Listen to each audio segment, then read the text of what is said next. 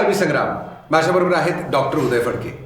Doctor साहेब, हा सगळ्यात महत्त्वाचा एपिसोड आहे आपला डायबिटीसवरचा. आम्ही सारखे ऑनलाईन असतो, त्यामुळे आम्हाला कुठल्याही वेबसाईटवर जर आपण गेलो तर खाली स्क्रोल केल्यानंतर अशा काही जाहिराती असतात. त्या खरं तर जाहिराती आहेत हे कळत नाही पटकन. ती कुठला तरी हा न्यूज रिपोर्ट आहे असं वाटत असतं. आणि त्यात मग असं असतं की जगभरातले डॉक्टर चक्रावले, या काही औषधाच्या चा इफेक्ट असा झाला आहे की डायबिटीस पळून गेलेला आहे. त्याचबरोबर आम्ही टी व्हीवर सुद्धा बऱ्याच वेळा बघतो अशा त्या जाहिराती असतात, पण त्या एडिटोरियल ॲडव्हर्टोरियल टाईपमध्ये दाखवलेल्या असतात. तिथे प्रॉडक्टची साठीचा जो एक पत्ता असतो किंवा नंबर असतो, याच्यावर कॉल करा. त्या डब्या दिसत असतात. बरोबर. आणि तुमचा डायबिटीस पूर्ण आम्ही रिव्हर्स करतो किंवा पूर्णपणे तो क्युअर करतो आणि लवकर लगेच करून टाकतो असं असतं. त्यातून एक दाखवायचा प्रयत्न असतो की जे तुमच्या डॉक्टरांना, म्हणजे उदय फडकेंना फॉर एक्झाम्पल, जे माहीत नाही आहे ते आम्हाला माहिती आहे. आणि आमचा तुम्ही काय फक्त प्रोडक्ट घ्या, पैसे पाठवा, प्रोडक्ट देतो आणि सगळं नीट होईल.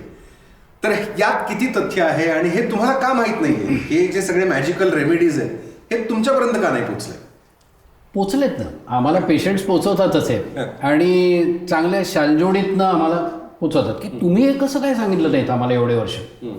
तर हे रोजच आम्ही ऐकतो. ह्या मॅजिकल रेमेडीला कुठलंही शास्त्रीय आधार नाही. हे काम करत नाहीत. हे फसवेगिरी होते. पेशंट्स पैसे घालवतात.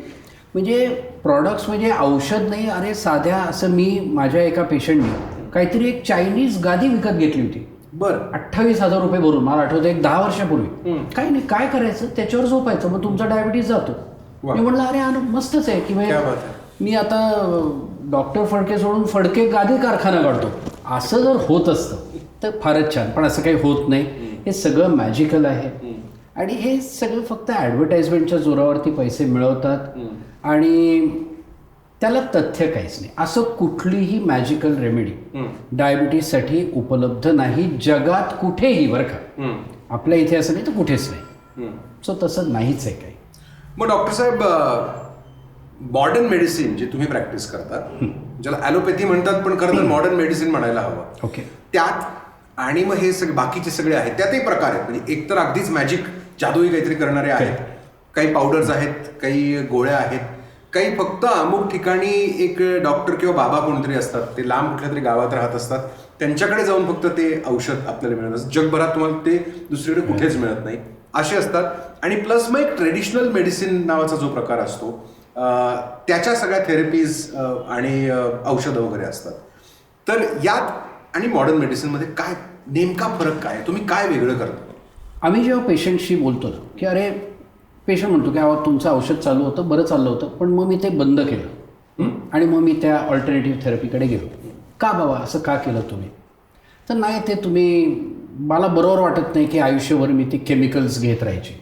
हा एक सर्वसाधारण केमिकल्स आर्ग्युमेंट असतं, कारण त्याला साईड इफेक्ट असतो.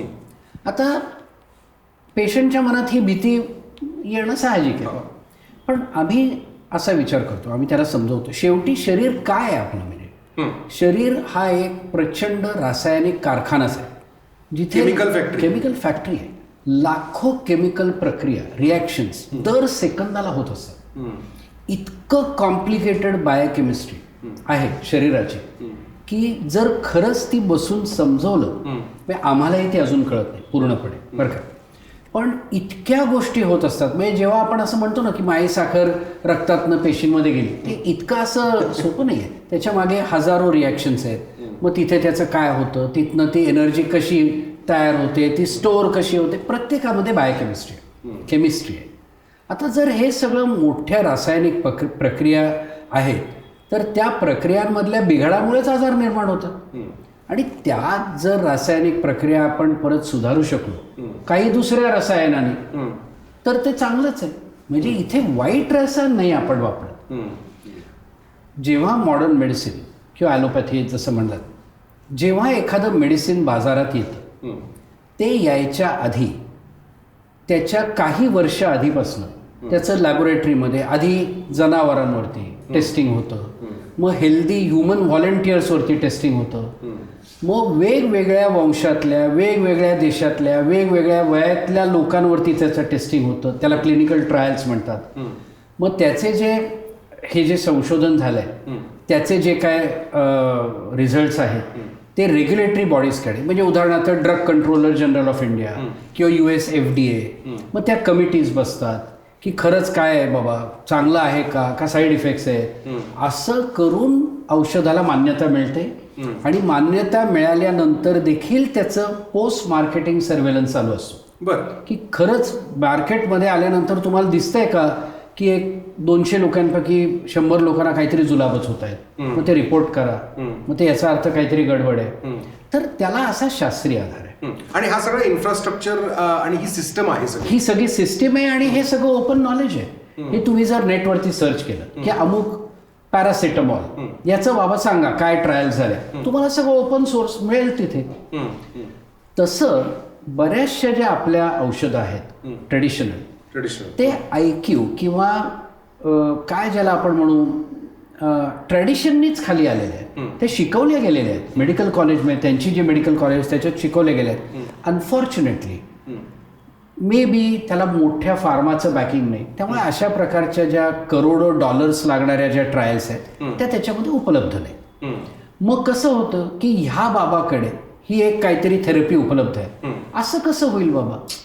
जर जगभर रिसर्च चालू आहे, करोडो डॉलर्स खर्च होत आहेत, मग त्या माणसांना त्या बाबाकडचं औषध का नाही माहिती? तर असं बरोबर नाही, असं होत नाही. हा एक भाग झाला. आता सो कॉल्ड केमिकल म्हणताना अनेक जी मॉडर्न औषधं आहेत त्याचं जे मूळ, त्याचा जो एक स्रोत आहे की त्याची जी प्रेरणा आहे ती काही नैसर्गिक गोष्टींमधून मिळाली आहेत. उदाहरणार्थ अगदी साधं द्यायचं तर मलेरिया. आता कुणाला तरी असा शोध लागला की एक सिमकोना नावाचं झाड असतं, त्याचं जे बार्क असतो, त्याचं जे झाडाचा जो सल असतो तो जर चावायला दिला तर मलेरिया जातो, त्याच्यातनं आपलं क्विनिन निघालं. किंवा सध्या आपण हार्ट आणि डायबिटीससाठी एक ग्लिफ्लोझिन्स नावाची औषधं वापरतो. ती कशातनं बनली? तर आपलं जे सफरचंदाचं झाड असतं ना त्याच्या बार्कपासनं, त्याच्या झाडाच्या बुंद्यापासनं. सो अशी काही मेजर लँडमार्क्स हे नेचरपासूनच मिळालेले आहेत आपल्याला. किंवा नेचरमध्ये ऑब्झर्व करून की अमुक जनावर काय एक्झॅक्टली सिक्रेट करतं ज्याचा फायदा होतो, मग ते आपण औषधामध्ये कन्वर्ट केलेलं आहे. आता हे औषध तुम्हाला 2-4 पुण्याच्या सदाशिव पेठेत फक्त वाटायचं नाहीये. तुम्हाला जर जगभर त्याचा फायदा करून द्यायचा असेल तर त्याला मॉडर्न पद्धतच अवलंबवायला लागेल.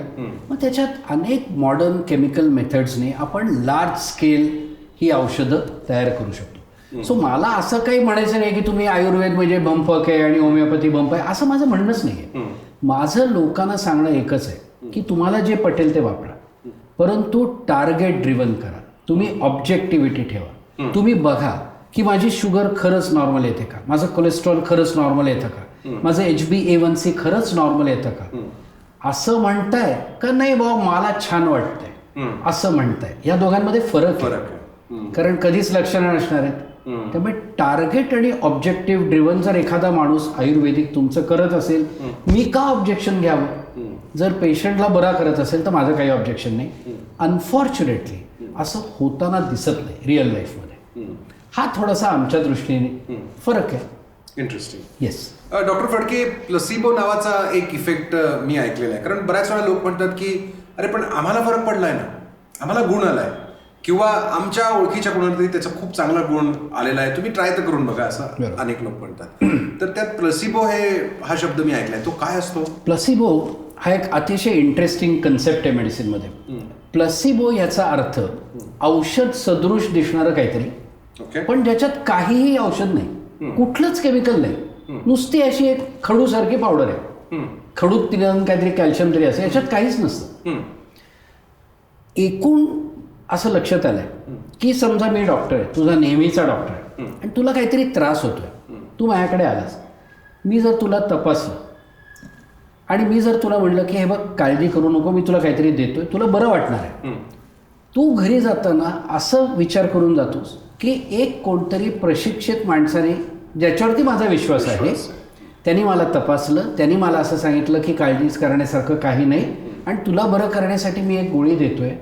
हा इतकं स्ट्रॉंग मेंटल सजेशन आहे की तुला बरं वाटावंच लागतं. वाटायलाच लागतं. अच्छा. म्हणजे त्यांनी मलेरिया नाही बरा होणार, पण तुला जर काहीतरी थोडेफार सिम्पटम्स असतील, कदाचित ते अँझायटीमुळे पण असू शकतात किंवा किरकोळ आजाराने असू शकतात, पण त्याची काळजी खूप वाटते. 2 जुलाब झाले की लोकांना हल्ली भीती वाटते, अरे आपण चाललो का काय. मग कोणीतरी जर तुम्हाला सांगितलं की हे गोळे घे, काही नाही होणार, तुला बरं वाटेल, दॅट सजेशन, दॅट पॉझिटिव्हिटी, काहीही जरी दिलं नाही किंवा काही त्याच्यात नसणारं जरी औषध दिलं तरी बरं वाटणार आहे.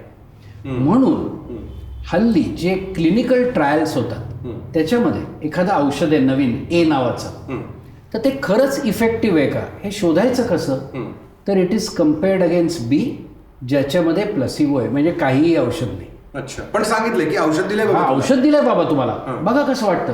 आणि आश्चर्याची गोष्ट अशी आहे की 20% लोकांना त्या बीनी पण बरं वाटतं. ते म्हणतात अरे मस्त वाटायला लागलं आम्हाला, काही नाही आहे त्याच्यामध्ये.